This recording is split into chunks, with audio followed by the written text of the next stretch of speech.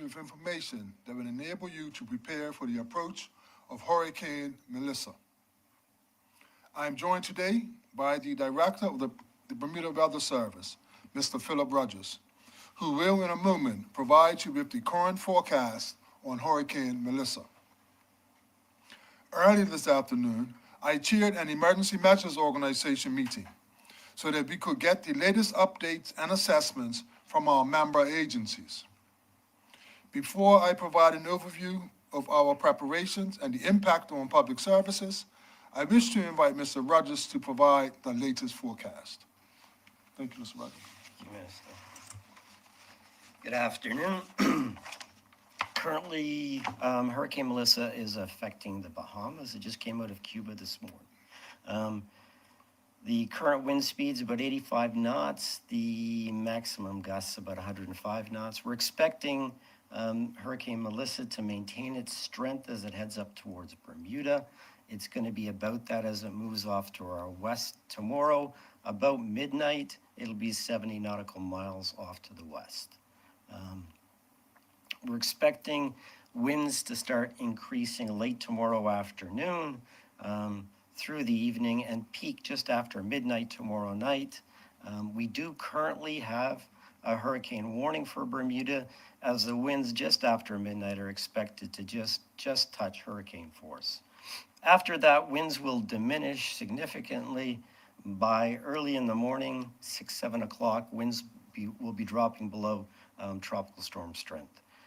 We expect the seas to rise through the evening tomorrow, peaking around 30, 35 feet outside the reef. And also we're expecting through the evening, showers, rain to start developing, maybe up to 1 or 2 inches of rain for Bermuda overnight tomorrow night.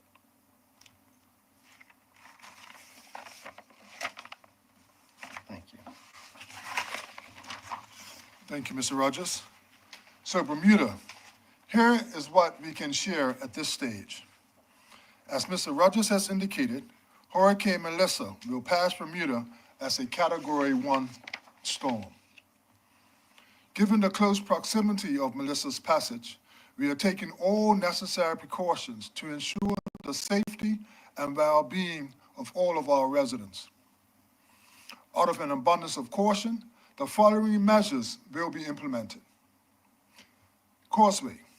The causeway will close at 10 p.m. on Thursday, October 30th. At first light on Friday morning, it will be assessed and an announcement of its reopening will be shared with the public. South Shore Road at Watch Hill Park. This section will close at 9 p.m. on Thursday, October 30th. Public schools. All public schools will be closed on Friday, October 31st. Government offices. Offices will operate as usual on Thursday, October 30th. However, to allow for building assessments and safety protocols, all government offices will be closed until 1 p.m. on Friday, October 31st.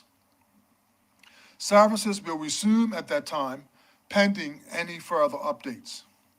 Buses. The last bus will be at 7 p.m. on Thursday and will resume on Friday following an assessment of the main roadways. Ferry service for Thursday, October 30th. The Orange Route, St. George's, will be canceled all day until further notice. The Blue Route, Dockyard, suspended after 4 p.m. tomorrow. Our Green Route will run as scheduled. The Pink Route will also run as scheduled. Ferry service for Friday, October 31st. All routes will be canceled until further notice.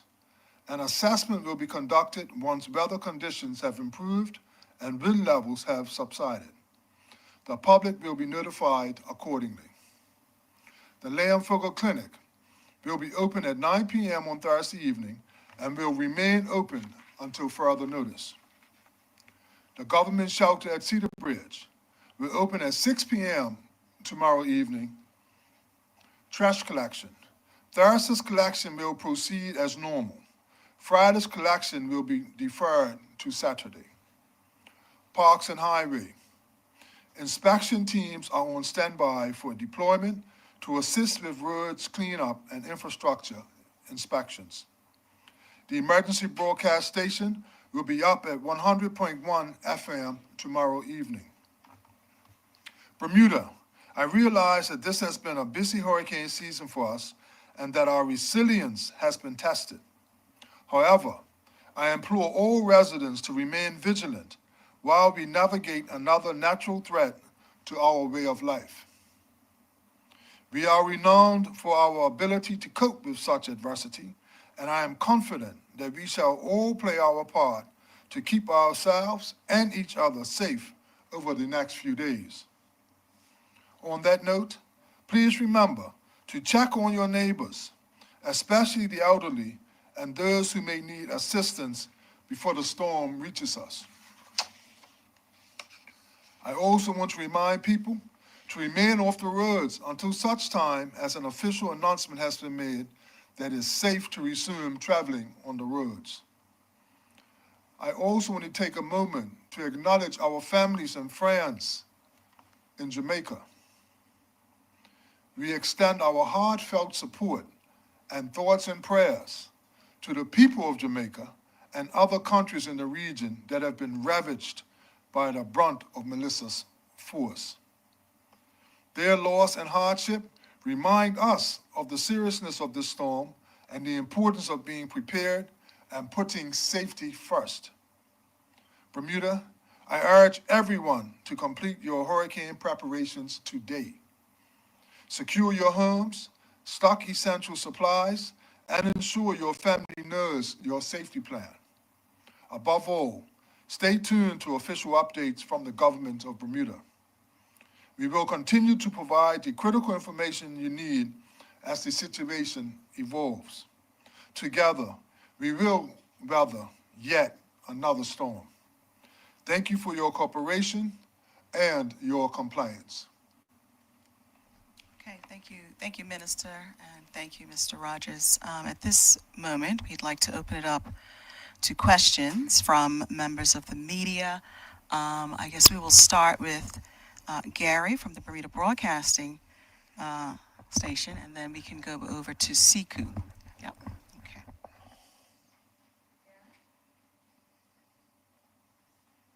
Thank you very much, Minister. I did want to just present a question. There was a release sent out today about the weather radar that is still offline. Perhaps, Mr. Rogers, you could answer a couple of questions on that. The radar, was it unavailable during Umberto and Imelda? No, it was available then. It was available Yes, then. it was available. So it begs the question, is the weather radar an essential or non-essential piece of equipment? It's considered non-essential. We can do the job without it, but it does give us more information for sure. So when it comes to something like a hurricane approaching Bermuda, what role does the weather radar play? It's more just real time as it passes over. What we really look at is satellite imagery for something like a hurricane, because we're watching right now. It's over the Bahamas. We're watching it develop between the Bahamas and here. So, yeah, it's mostly satellite imagery as we monitor the hurricane as it comes. Okay. And I understand the current weather radar is about 20 years old. Is that correct? It's something like that. It's a combination. There's been upgrades to it over time. I think some of the original parts, which are like the servos, the movement parts of it, are something like 20 years old. But there was a significant, from my understanding, there was a significant upgrade done about 10 years ago. I see. And are there plans for replacement or for a backup, anything like that? There's lots of discussions on that right now, lots of discussions. So I don't have the answer for that. Maybe people at BAA later will have that. Okay. And finally, I would just like to ask the Minister, you did note on that we need to remain vigilant, not become complacent. How would you see Bermuda's response, though, this year to the hurricanes? We haven't had as hard a hit as obviously as our friends to the south, but how would you rate Bermuda's response to hurricanes this year? I would rate Bermuda's response to hurricanes this year as an A+. Not only us as government getting ready and preparing our people, but the people themselves and getting ready and working and looking out for each other. Okay. And just keep that up for this one. And please keep it up. Okay. Because as much as some of us might get hurricane tired, so to speak, we must always remember that nature has its own way of responding to events. So it's better for us to err on the side of caution. Okay. Thank you, Minister. Gary. Siku from the Royal Gazette, do you have any questions for the minister or for Mr. Rogers? From the one question?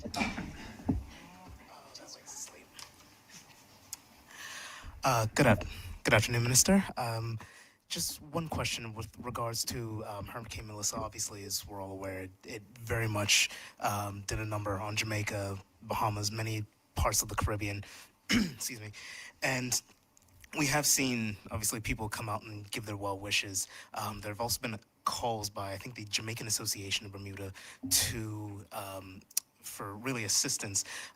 Does the government have any plans to help put together, whether it's something small or something a little more comprehensive, with putting together any form of relief later on? And how will that be carried out? Will that be done after we've faced Melissa, or judging by how everything else has been, how the other countries have been targeted, or what? How would that work out?